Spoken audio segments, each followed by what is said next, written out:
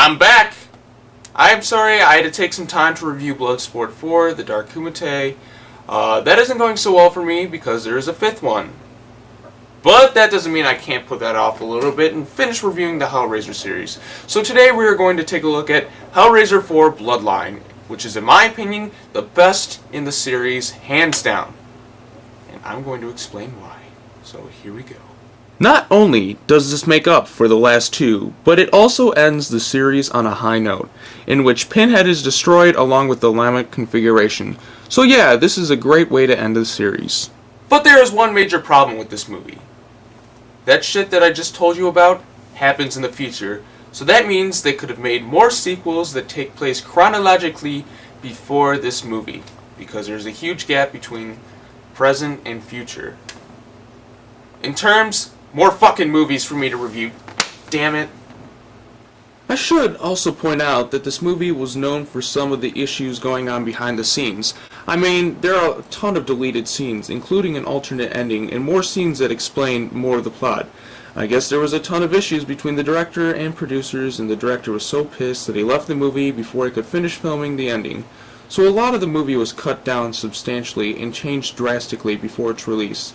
There do exist fan edits, and there is even one on YouTube. Now, I don't know too much about the issues that went down behind the scenes, and I don't really give a shit. If someone wants to make a video about it, or you see a video about the whole issue, please send it to me. Anyways, back to my thoughts on the movie. Now, let me explain to you as to why I think this movie is not only the best sequel, but also just the best in the series, because I wouldn't just tell you that it's the best without giving you a reason as to why. First off, it goes from past, present, to future, which I like in movies. Pinhead is definitely the most badass in this movie. It shows the origin of the Lament Configuration, which I have to admit I thought that I would never see. Derek from Step Brothers gets killed, which made me laugh. On top of that, you have another big villain who is actually a villainess. Her name is Angelique, who is also an evil princess from the Cenobite realm. I'm guessing in her human form. Don't worry, I will explain all of that later on.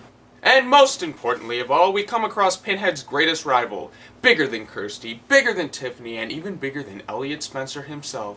Pinhead's greatest rival is none other than a toy maker. I am not shitting you. His greatest rival is a bloodline of toy makers. Are you surprised? Yeah, I kinda was too, but for the story's sake, it actually does make sense. You see, it was a toy maker who created the Lament Configuration.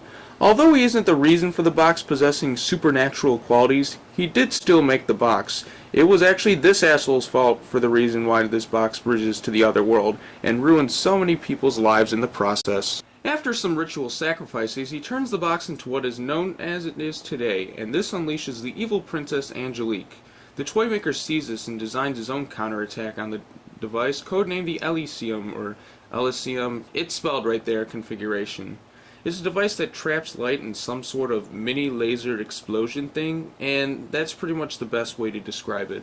So the first toymaker tries to steal the Lament Configuration, but he gets discovered by Angelique and Derek from Step Brothers, and they say that there will be a curse on his family until the end of time because of the box that he created. So yeah, the movie goes for the typical family curse theme. I mean, it provides a decent good versus evil battle, but I don't know, it's just pretty standard. So after the first toymaker is killed, we pick up right after where Hellraiser 3 left off, in that strange building. The building, as it turns out, was designed by the descendant of the first toymaker. And just in case you couldn't tell that it's the same actor, so you know that he is a descendant. So the Lament Configuration is resting comfortably inside one of the pillars, and all seems to be going well for this toymaker guy number 2, until Angelique sees him on TV and goes to kill him. Derek from Step Brothers says she shouldn't bother with it, but Angelique, being a bitch, kills him. Thank you, Angelique. Later she arrives in America at the toymaker's building and rips through one of the pillars and gets the Lament Configuration. Also, if she knew where the thing's exact location was this whole time, then why didn't she get it before?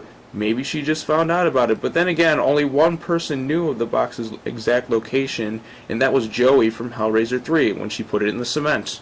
But what if she did know of the exact location of it? Wouldn't she have realized that that was actually the toymaker's building that he designed? Then if that's the case, why didn't she go after him before? I mean, she could have killed him and ended the bloodline while he was sleeping. Isn't that the whole reason for her going over there? She knows where the exact location of the box is when she gets there? Does she have Lament Configuration senses? I mean, wouldn't she have noticed this before? And if that's the case, then why doesn't she just... Oh my god. I've gone cross-eyed. I suggest you don't worry about this sort of thing and just enjoy yourself. That goes for you all, too. Yes. So yeah, she finds the Lament Configuration, just punches straight through the wall, and has some guy she just met try and open it. Now wait a second. This scene always caught me off guard. Wouldn't you question Angelique? She just punched straight through the fucking wall and pulled out a box and is like, "Oh, please, open this. I'll touch myself and I'll touch you. We'll touch each other at the same time." Wouldn't you question the fact that she just punched through a wall, took you down to a basement, and it's like, asked you to open this, and you clearly have no idea? He doesn't even question it. What a fucking idiot. So yeah, this guy dies, and Pinhead teams up with Angelique to stop Toymaker number 2. Pinhead wants to use the Elysium, it's on the screen, configuration so that he can go in and out of hell as he pleases. So they kidnap Toymaker number 2, whose name is John, and the rest of his family. They command him to turn on the machine, or they will kill his family. Yeah, you kind of get that. He turns it on, but nothing happens. So Pinhead kills him. But John's wife sends Pinhead and that back to hell, along with Angelique. So, bye-bye, Angelique. Thanks for being a bitch. So now we're in the future, on that space station Minos, or whatever. Now, I just wanted to explain that the movie jumps around and actually starts out in the future at the beginning of the film. I'm just explaining what goes on in chronological order of events, because it would just be too confusing to keep going back and forth like that. So anyways, the final descendant of the Toymaker uses his future technology to open the box, and the Cenobites are once again released. So, of course, the Cenobites are on a rampage, and we finally get a confrontation between Pinhead and the Toymaker family. For the last time! I know their family's name is Merchants, but I just like calling them Toymaker. Okay, so now that this is actually technically the ending to the Hellraiser series in terms of chronological order, what you're about to see is a kick-ass way to end the movie, and what should have been a kick-ass way to end the series. I cannot die. I am forever.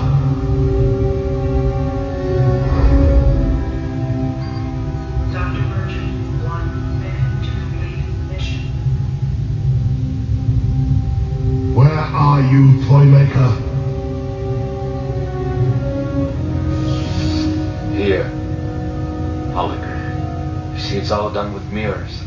Like this. Oh man! Pinhead just got trolled, bitches! I cannot die!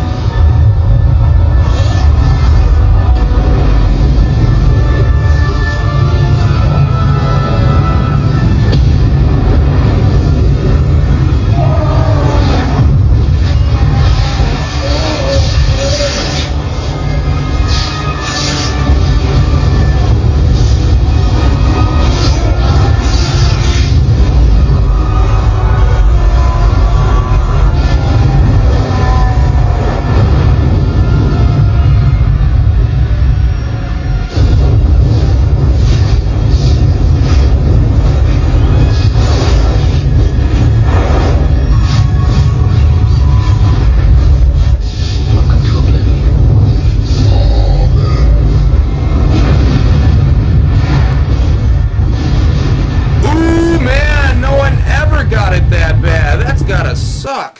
Kaboom! Fuck yeah, that's the way you end a movie. Hellraiser 4 is the best in the series, without a doubt. The plot isn't tough to follow, it travels through different parts of time, and there is a real hero versus villain battle going on here. And on top of that, when are you ever going to see Pinhead just flat out explode like that? If you have to see any of the Hellraiser sequels, just skip to this one. Man, I'm in such a good mood right now that I feel I can take on anything, so bring it on. Except for that fucking piece of shit. I'll see you guys on the next Hellraiser review, where we take a look at Hellraiser Inferno. This movie fucking sucks. This is where the series just descended into the godforsaken load of fucking crap. I'll see you next time. I better save my ranting for later before I get fucking pissed and not even make the goddamn video. Bye-bye.